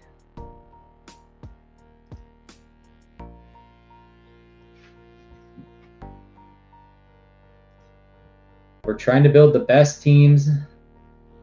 We're here for some entertainment, but at the end of the day, we are here for strategy. We're here to build chippers, man. I just want to build chippers. I want to be in the finals and I want to win some money. And if I can entertain you along the way, well, then even better. With Walker and Hall, I mean, it feels a little fragile in the sense that Walker's never been like a guy that truly consolidates the backfield, and Hall is on the Jets. So maybe you know, if we get like a Judkins fall here, again, that doesn't make it feel that much better because then I'm buying Cleveland. But something to think about. Or what I might try to do is, I mean, even Tootin doesn't feel that great. None of these guys feel great, to be completely honest with you. But it's not going to get better from here, you know. I guess I would take Tootin if he's here because I don't want to risk not getting Price back. I think I like Price. Actually, I know I like Price more than Tootin as a prospect. Travion's interesting. He goes. I think the combination of ADP and offense, I would be okay grabbing. I'd be okay grabbing Tootin here. Let's do it. I'm not seeing a lot of 58 Tootin anymore. So if the room's going to give us 58 Tootin, I'm going to take that. And then maybe we just double tap the Jacksonville guys and then try to do a T-Law stack here, like a double stack with T-Law, because we're in the T-Law range at 80, what is it going to be, 82 and 87. Unless this guy takes BTJ, then, you know, we have to take him at 82 because we probably can't push the turn. He doesn't. And so we're going to grab ourselves, I mean, had I known Jadarian Price was going to come back, I probably wouldn't have taken Tootin, but now we get the double. So, like, why not? We're basically setting up a Jacksonville double. We have a Jets double. And then we have CD Lamb and Kenneth Walker. So another good balanced build to start here, 0-3-3-0. Kenneth Walker, Breece Hall, Beshal Tootin, wide receivers, CD Lamb, Garrett Wilson, and Brian Thomas, BTJ, better known as.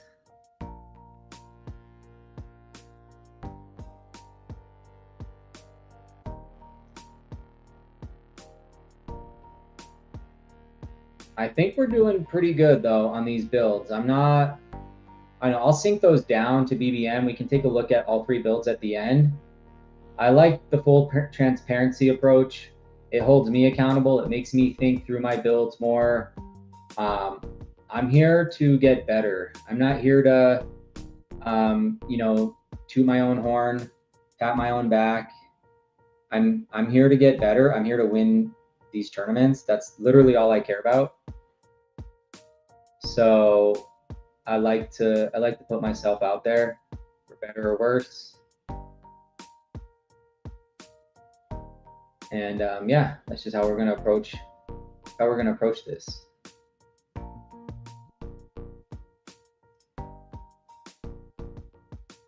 Whew. I am wearing down slightly. Now, halfway through, I gotta do that quick pull.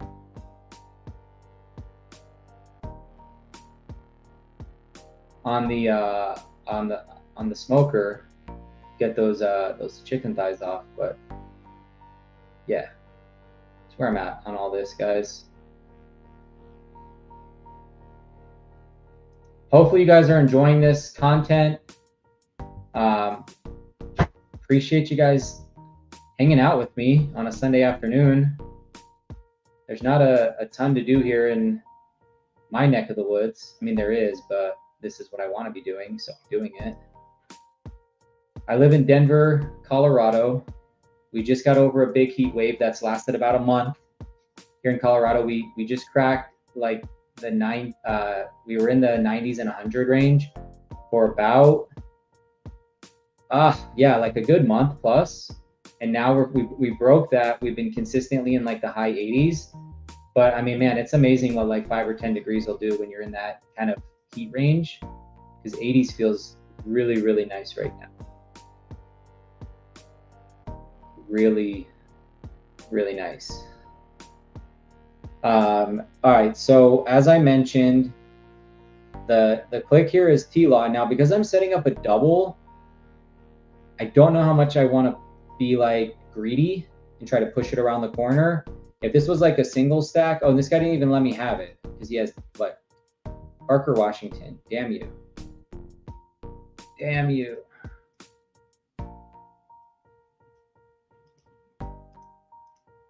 That's fine. I mean, what can you do?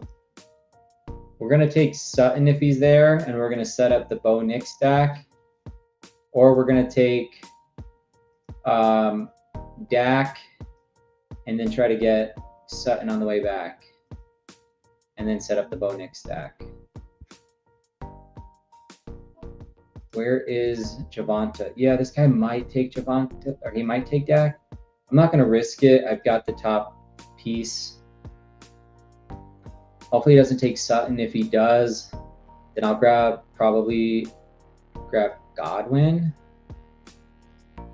Or I take the fall on one of these guys. I'll just take Godwin. Because that sets up the Baker stack.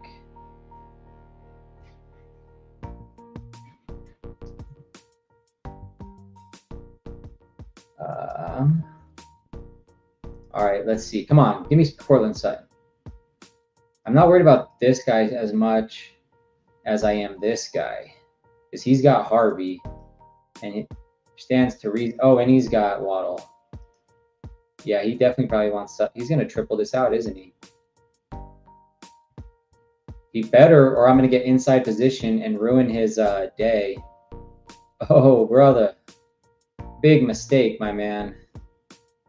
Big mistake. You should not have given me Cortland Sutton because you gave me inside position on the way back, and I am going to take Bo Nix at 106. You are going to have an unstacked Waddle Harvey, which is what, to be fair, that's what this guy did to me. So, you know, whatever. We're just doing that to each other, but I am not going to push Bo Nix around the corner. That I can promise you. Because I like the Sutton Bo Nix stack quite a bit. And y'all can laugh at me if you want to laugh. But when that thing pays, you won't be laughing. When I say pays, I meant prints. I was trying to sound cool, and I failed. I failed miserably. But I'm already locking that up. I'm already putting that in the queue because I want Bo Nix to Sutton, and then I have Dak to CeeDee Lamb. So, yeah, there's that.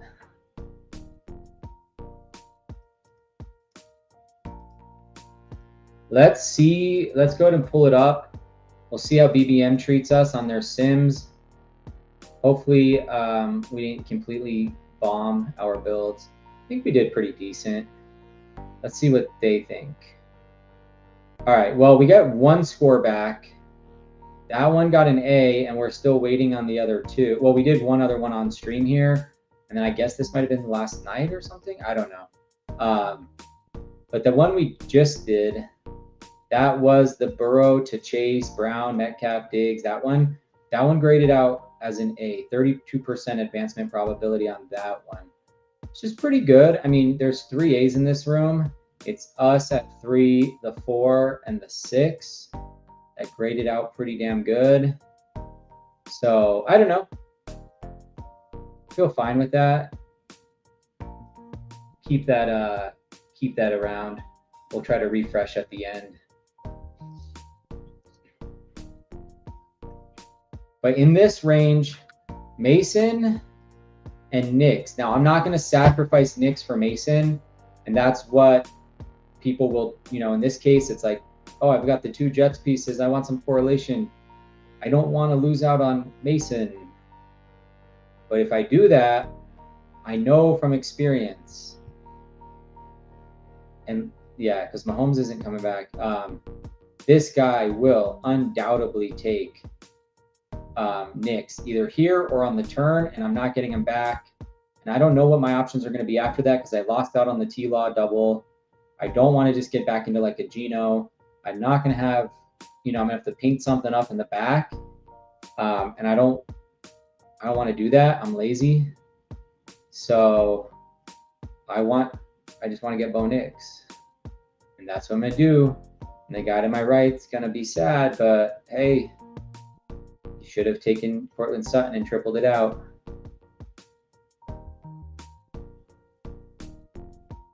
Now I like Gainwell.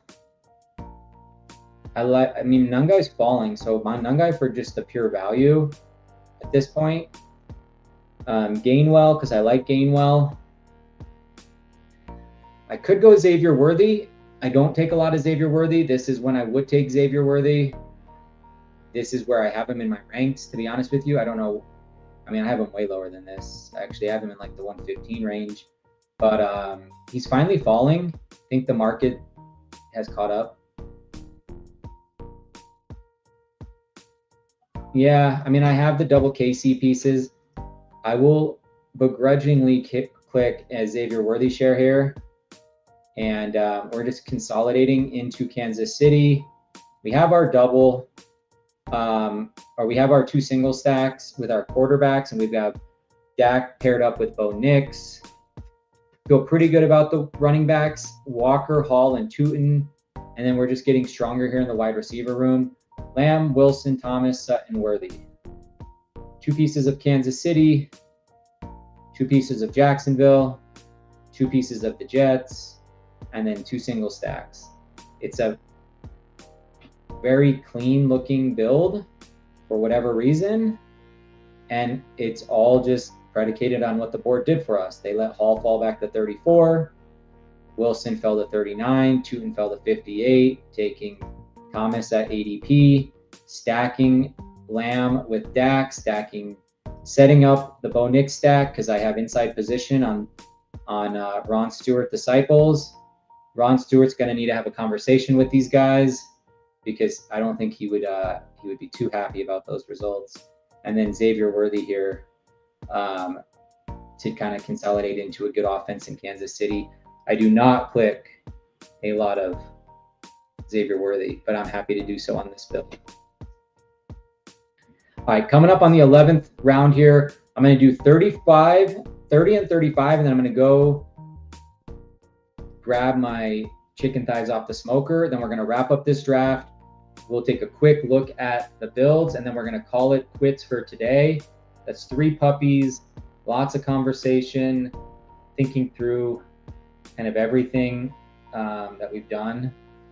And yeah, we'll just kind of go from there.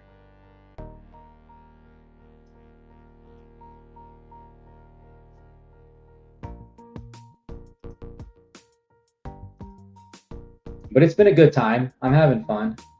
I'm enjoying it. Hell yeah, I'm enjoying it.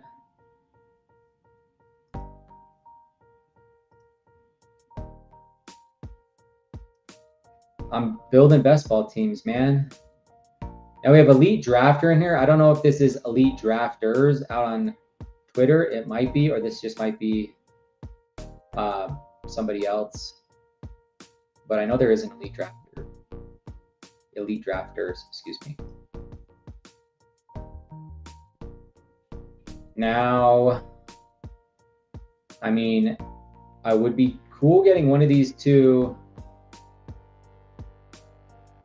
quarterbacks, but I mean, it's more difficult to backstack Baker here, but this price is pretty wild. I think we could still backstack him. I assume this guy might take him. Does he have Ibuka? He probably does, right?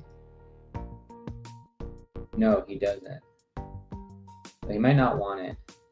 He goes Shaheed. Pretty good click, actually. I don't know. Do I want this, or do I want to just grab like Malik Willis? Kind of guess I want this. It's a good price. We'll go Baker. And then I think Keaton Mitchell would be pretty fun on the way back if he's there. If not, Tyrone Tracy would be my other click. At this point, I don't have any tight ends yet either. I probably should get into the tight ends. Maybe I take, oh, this guy grabbed Bird. Okay. Well, at that point, I mean, Goddard,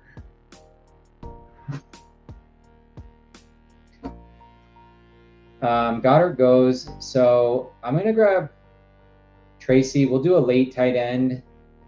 No, actually, we're going to grab Goddard or Tracy. Sorry. I'm fine going late tight end on this build. We have Otton as one potential. Goddard would have been fine there, actually. I mean, but I don't know. That one's close. That one's definitely close. I'm kind of regretting not taking Goddard now that I think about it because I'm on a corner. But maybe I can double tap.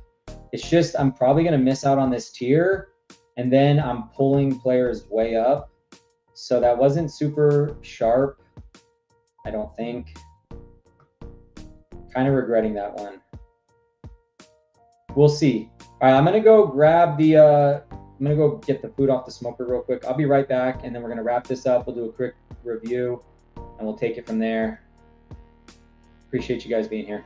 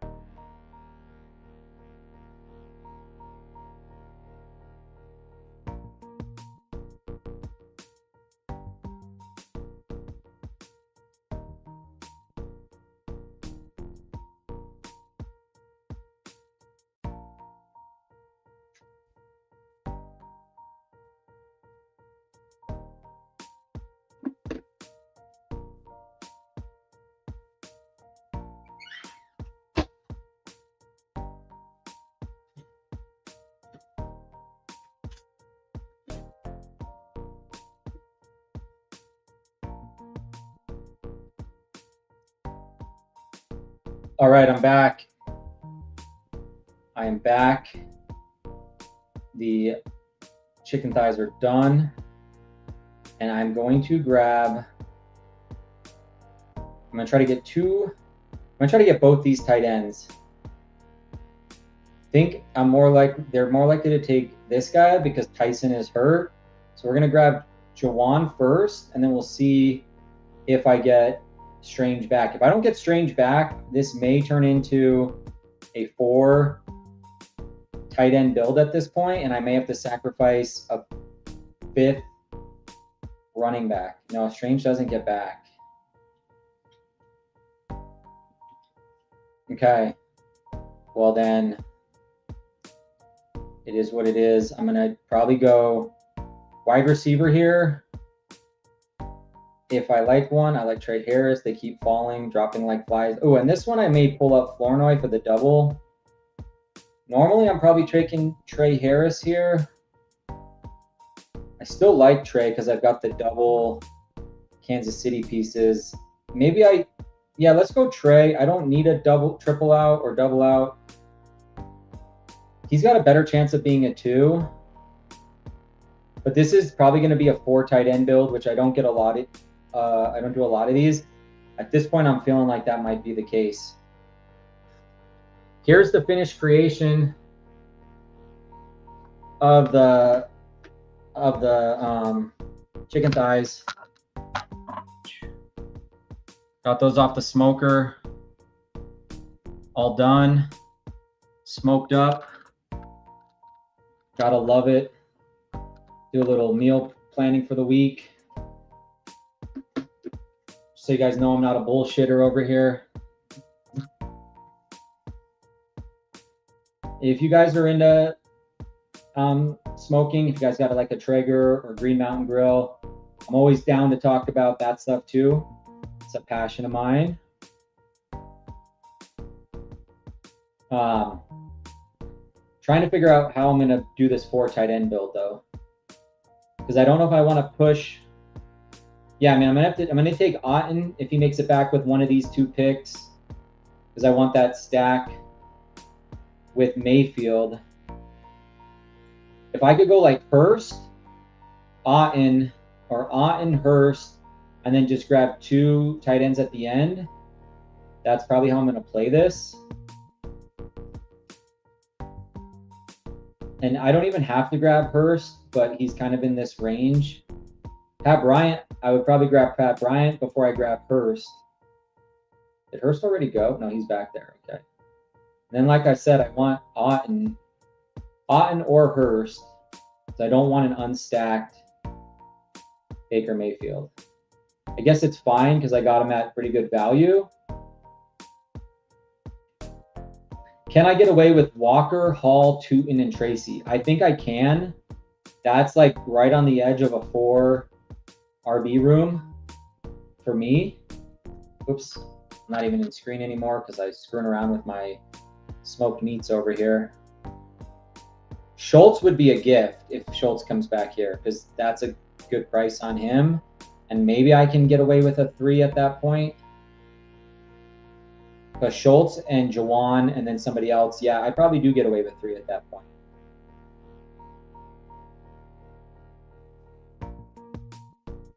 And Jaden Blue, 4455. Okay, let's go Schultz. Oh, double week 8 buy. It doesn't matter. I'm going to take a 3 no matter what. Blue's interesting because I would then maybe grab because I have Dak here.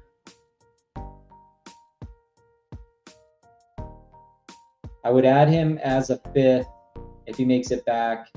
Otherwise, I'll go Otten.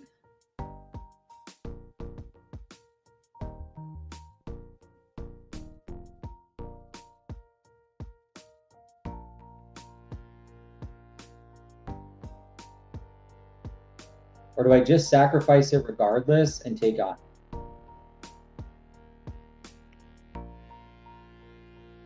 I mean, it's nice for the stack, but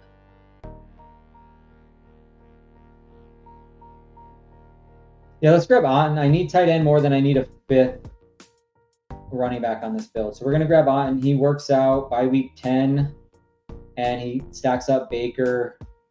And then on the way back, if we get Hurst, I don't anticipate Blue will be there, of course. But if we get Hurst and Sean Tucker and end this with 2 more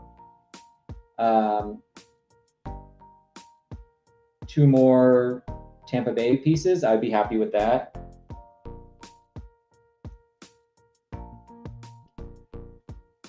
Just trying to think, looking at like draft capital, we went 82, 106, 130. That's perfect, draft capital spending in that quarterback room. We have stacks for all 3 of them, single stacks at the moment. 15, 34, 58, and 135. You can stop at 4 with a build like that, in my opinion. I think this is definitely, it's on the edge, but you can get away with 4, especially with the profiles. If this is, RB1 in their respective backfields, and then you get a guy that has standalone value with your 4th, it's on the edge, but you can do it. And then we went 10, 39, 63, 87, 111. I mean, honestly, you could probably stop at 6 if you really wanted to. I'm okay with these 3. I was thinking we were going to have to go 4, but with Johnson, Schultz, and Otten, I think we did enough there, and we got good enough profiles in that room to stop at 3. So I do think I'm going to go running back, wide receiver with this last 2. If we just double tap these Tampa Bay pieces, that would be ideal. I don't know that we'll get either or any, but if we get one of the two or both,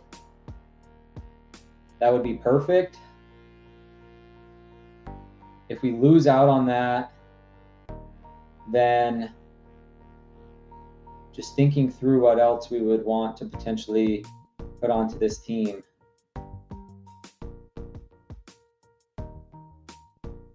Kayshon Boutte is a bring back to our Denver stack. Bernard's just rookie upside. We don't get Sean Tucker. He's gone. The guys I like back here, they don't work out well. Like I said, Emmett Johnson. Well, Braylon Allen goes anyways. All right, well, at that point, we're going to grab Ted Hurst because that makes that Baker stack even better. It turns it into a double.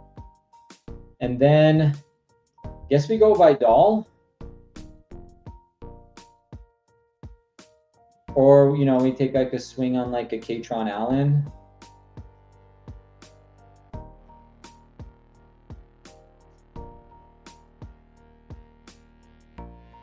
Yeah, or we could go another wide receiver and just say, screw it, we're going to stop at 4. I think I would take Vidal, though, because we have the 2 Kansas City pieces, and I'm not sold on Amari and Hampton. Game theory-wise, too, we passed on Hampton here for Walker, so, you know, the bet we're making is that Hampton's not going to be that good. Let's go ahead and get Vidal because he's actually going to have a more significant role. So I think that works out pretty well. 3-5-7-3 on this one, the classic build structure. Dak Prescott, Bo Nix, and Baker Mayfield. 2 bye week 10s, but it's okay. We handle it with a bye week 14. We have Walker, Hall, 2 in Tracy and Vidal, Lamb, Wilson, Thomas, Sutton, Worthy, Trey Harris, and Ted Hurst for the rookie upside. And then Jawan, Schultz, and Otten. We have a single stack here with Dak and Lamb with the Tyrone Tracy bring back. We have Bo Nix stacked up with Portland Sutton and no bringbacks for New England. And then we have Baker to Ted Hurst and Cade Otton, and no Rams bringbacks, so just team stacking here on this one. And that's pretty much it. We have 2v2s with the Chargers, Harris and Vidal to Walker and Worthy. And then we have kind of this like consolidation thing going on where we have Thomas and 2 Jacksonville pieces, and then Hall and Wilson. So just tightening up that. We do have a week 15 correlation here with, where is it? I know we do. New Orleans. Is that right? Do we have a New Orleans piece? Yeah, New Orleans, Juwan Johnson, and then the Tampa Bay pieces.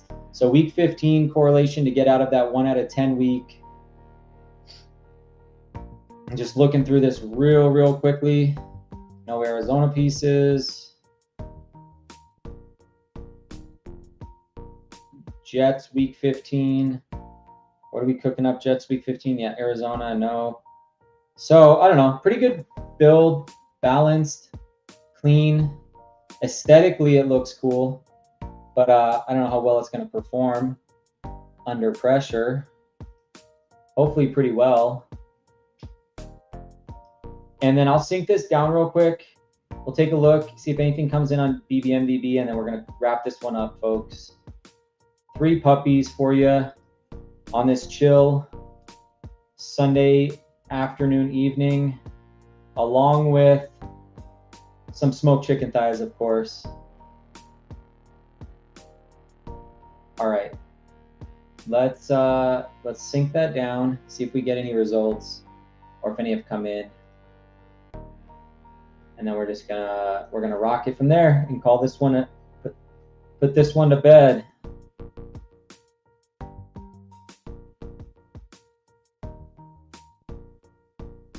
All right, let's pull it up.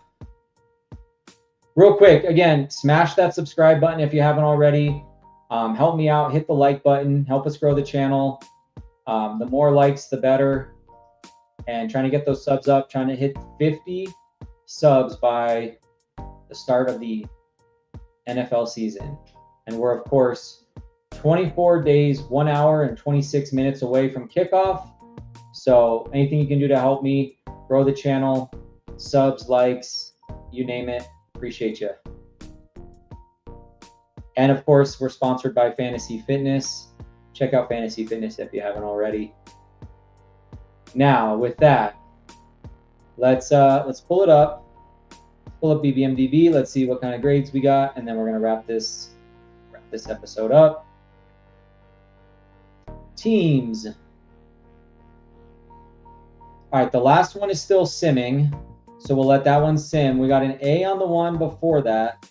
That was the one we already talked about. Jamar Chase, AJ Brown, Love, Monty Tootin, Burrow stacked up with Chase, DK, Diggs, Pitts. Let me do it from the other view. Nobody can follow along when I do it this way. They like to see this structure. So Burrow stacked up with Chase, Baker stacked up with Hurts, and then Stroud triple stacked with Monty, Tank, and Schultz. So I like this one. Get an A on that one. Did not like the one before that. That was a D. And that one we were drafting out of, what spot was it? Okay, that was out of the 9 hole. And for whatever reason, it didn't like that one. It gave us a D. But there were no like S's or any like major winners in here. We just didn't really shine. Again, that was Daniels and Purdy.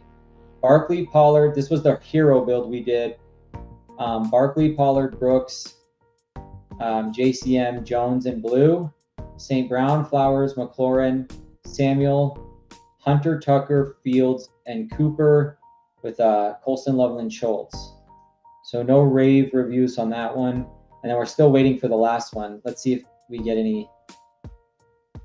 Refresh the screen. We'll give it a minute. If it doesn't come in a minute, then we're not gonna, I'm not gonna keep you guys on here for too long. So we'll give it a sec. But that's that's pretty much it for this episode. It's been a pleasure hanging out with you guys. A little quiet in the comments today. I'm sure you guys are out and about, but I'm always here to answer questions and help you guys out if you have any fantasy questions, whether it's best ball, redraft, or dynasty. I play in all three, so happy to answer questions in any of those three formats. And then we're in the best ball streets right now, so this one's not coming in. We'll have to review that one later. Let's drop off here for this episode. Again, subscribe, like, help us out. We'll be back on tomorrow, slamming puppies. We'll be doing BBMs here down the stretch, and then we'll see what tournaments they release tomorrow. Maybe drop into some new tournaments, depending on how things are going. But that's going to do it for this episode. Have a good rest of your Sunday. Take it easy. Be good. Be safe. Peace.